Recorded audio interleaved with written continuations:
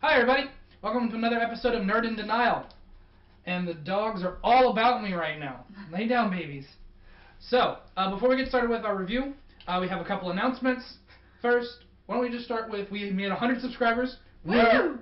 And as we said, we were going to do a Q&A. We only got a couple questions, so we'll answer them real quick. Who's first? I guess we can do the funnier one, which is from Elijah or at Plasma PD. Will Marcus ever come on the show? We're going to try. Or maybe. He's stubborn. Ask him. We had this whole bit plan where he would come on camera and say hi and then never show up again. Except we recorded our house and not Marcus's. So. Yeah. Anyway, who's next? Then the only other question, because guys, we only got two. Literally anything y'all could have asked. I mean, we only got 100 subscribers. Is Joshua Morrow, who's one of our Patreon people. Whoop whoop. Whoop whoop. Are you going to do a video about Digimon? I answer your question with another question. Which season? Because there's a lot and they're all different. Yeah. So I've seen all the way up to season 4, the 4th one, and then kind of stopped after that point. So we'll see. But let us know which one you prefer us to watch. Maybe. Yeah, always give suggestions, guys. Alright, on to the next announcement. So, we're gonna do a new show. Kind of. Sort of. Sort of.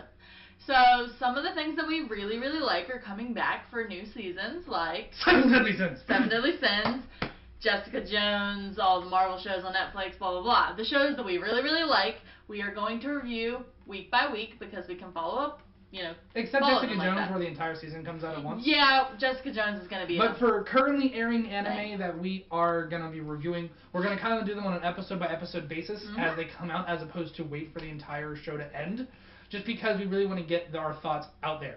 And that is a good way to segue into our next announcement. We're on the Stardust app. Woo!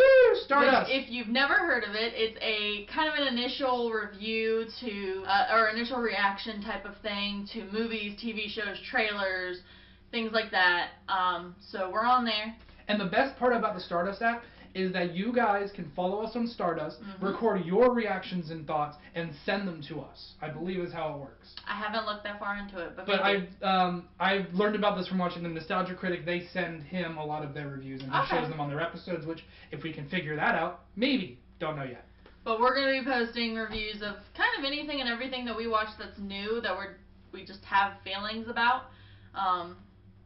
Yeah, and if y'all get on it, let us know. We'll follow you. Yeah, let us know and hit us up. Yeah, at Nerd in Denial, the exact same name. Anything else? No, that was it. Alright, on to the episode. Welcome to Nerd in Denial, episode 7. If you're new here, this is where I, Matt, show my fiance Sam here, mainly anime and superhero properties, because I am a nerd, I'm a long-time nerd, and she is not. No. But here I am, trying to convince her to be one. Today, we're kind of, because of some animes we are still watching, we're doing 2 superheroes in a week. We watched Sky High. Bullshit. No, we didn't. My Hero Academia. Same thing. Sky High the anime. My Hero Academia. Also known as one of my favorite recent anime in a very long time. Oh my god, I love this show. I love this show so much. It's better the second time. Moving on. Now, we're going to start where we always start with the opening and the music.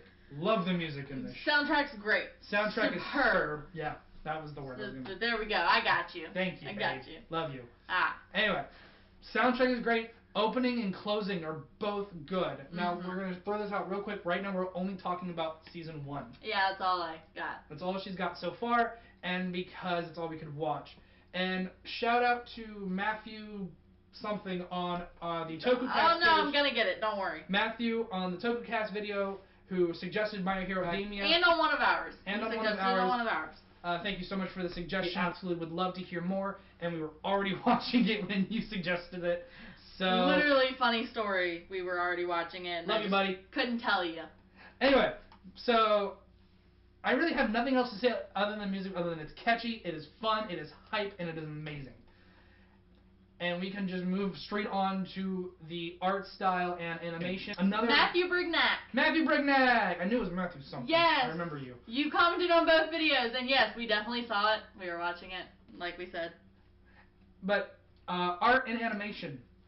I love the look of this show. It is a great balance of ridiculousness but like still kind of toned back and serious at the same time. Yes. Because you get characters like Deku, like Infinity Girl. I can't remember her name presently. But then you get characters like Kachan, the pink chick, the tape dude, the a bunch of other people. All Might. All Might. Both forms of All Might. Yeah.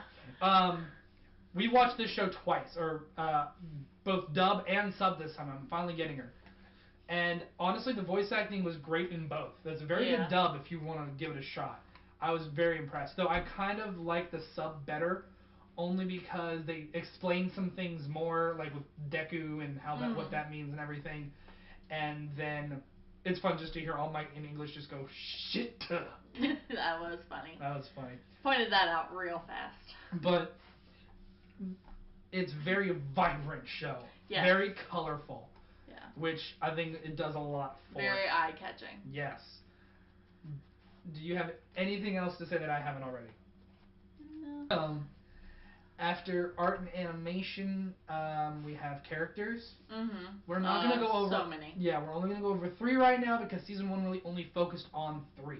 Yeah. So we're going to start with Midoriya Deku. He's the kid who wants nothing more than to be a superhero but has no superpowers.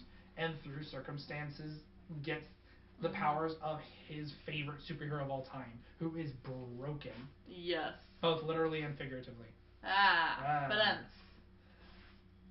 watching him realize that is going to be an uphill battle of the steepest uphill, but never deterring, never giving up, and crying all the way like a bitch. We love you anyway, though. Yeah.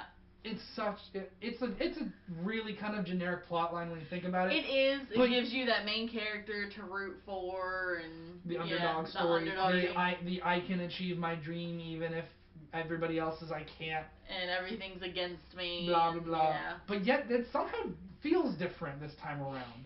I think it's mainly because it's like you kind of feel the same way as everybody else at first.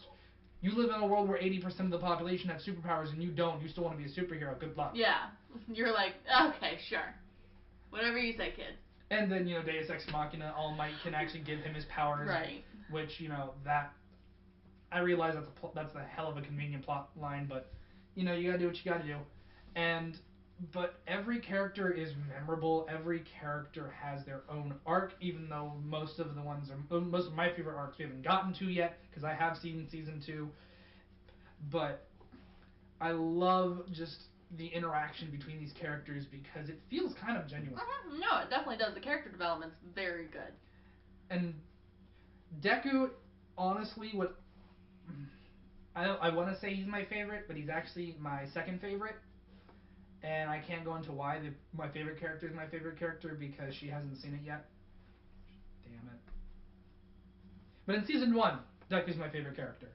Just because he's trying so hard, and he's a really smart kid. But, God, who is your favorite character that you've seen thus far? I don't know. Because if I honestly, I feel like you would gravitate more towards, what's her name? Sui, I think her name is, the frog girl. I don't know. I haven't really gravitated towards anybody yet, like I did in Seven Deadly Sins or anything like that. Like I haven't. Fair enough. I don't have feel that like one you person. Luckily, Season 2 is a lot of character development for a lot of characters you didn't expect, and I have a feeling you'll gravitate towards a couple. So I'm really looking forward to watching Season 2 again, mainly because Season 2 is amazing. So good. But yeah, I love Season 2. The next character we're going to go into is... Who do you want to go with next? Kachan or All Might? Let's do All Might. And All end Might. with... End with Kachan, fair enough. All Might. The symbol of peace, the guy who is working so goddamn hard to not only make sure Deku can inherit his powers, one for all, and can still be the hero everybody needs to be. He is Deku all grown up. And I freaking love him. But then he has this little back story of I'm sick and I'm injured, I can blah blah blah. It's total polar opposites of I'm strong and I can handle anything versus I cough up blood. But yet at the same time, you All Might's got so many layers to him. Mm-hmm. That's another thing. Everybody in this show has layers, at least the ones who've gotten development thus far. They're like onions. Or cake. Or ogres. Or ogres. But anyway, I love the moment where, at the end of the season, I love the bit at the end of the season, the kind of big fight at the natural disaster building that they have, where All Might shows up, and Deku just goes, he's not smiling. And then you go, oh, shit! Yeah. Because you realize, whenever he's in the big form, he's always smiling. He's literally always smiling. Serving justice with a smile. Yeah. And it was, that entire arc at that building was great. Mm-hmm. Especially since the main character wasn't like the linchpin who saved the day. No, not at all. It was teamwork between him, I don't know everybody's name, Perverted Kid, and Frog Girl. They worked together. The problem is I keep forgetting her nickname, and it's like 3 letters, and it's gonna... Sue, something like that. TSU. Sue. And that continues to be a thing, is that he's not overpowered already. He's not the guy who can beat everybody by himself. Mm-hmm. He relies on his friends and his classmates just as much as they rely on him, which I adore. Teamwork is so throughout this show, and I love it. Mm-hmm. Except for one character. Kachan. That's all I know him as. That's all I'm going to call him as. I'm going to call him... Dickhead. That works, too. I was going to call him Hothead because it's a pun. But at the same time, yes, he's an ass. But just like everybody else, he's got layers. He's been praised since he was a child as this prodigy. And he, as you saw in his flashback, he keeps asking himself, why can't you do this? It's easy. Why can't you do this? Why can't you guys do it? And then he goes, oh, it's because I'm great. Yeah. And that's the problem. You could go, you can either go, oh, because I'm great, or oh, because I'm talented. But he was like, oh, it's because I'm amazing.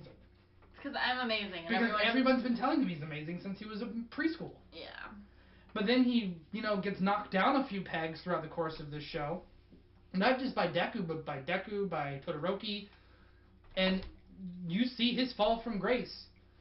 And it's, in some ways, it kind of hurts to watch. But at the same time, I kind of respect him because he still holds face. He's still... kind of. Towards the end, it really wavers because as soon as they enter UA, Deku kind of becomes... He has his group of friends. He becomes this thing that everybody looks at and goes, oh my god, awesome. Whereas he gets made fun of. And because he was expecting him to be that person. Yeah. Everyone is like... But at the same time... He's still scoring highest on all of, the practical exams. He just doesn't really have friends. He's not a people person. No. But yet he wants to be a hero, which is a weird thing.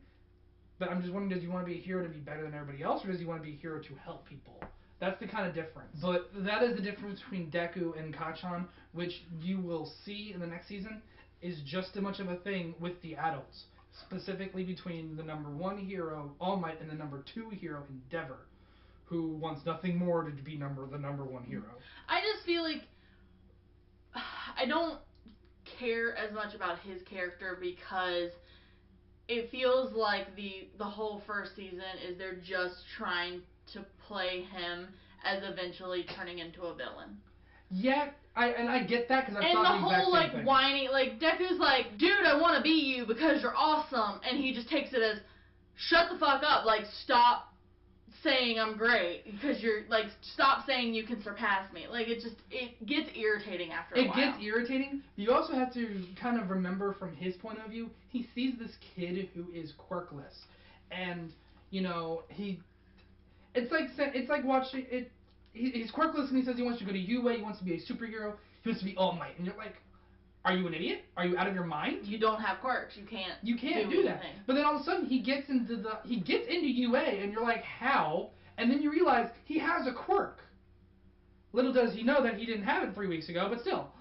Well, but the thing is, when that kind of thing happens, how does your brain process the fact of this person you thought could do nothing apparently could do amazing things the entire time, and you wonder why? Why didn't he say something? Why didn't he show it? Why did he allow himself to be ridiculed like that? Yeah. And his mind, because he's kind of an asshole, he only thinks like when he goes, oh, he's making fun of me. He's hidden it this whole time, and he's to pull the rug out from under me, and surpass me, because that's what he thinks. He thinks competitively constantly. Yeah, and it does kind of wear thin after a while. It's like, okay, you'll be glad to know. Come on. You'll be glad to know he doesn't get much character development in season 2. Yay. But those are really the only characters we want to talk about because they're the ones who get the most focus this season.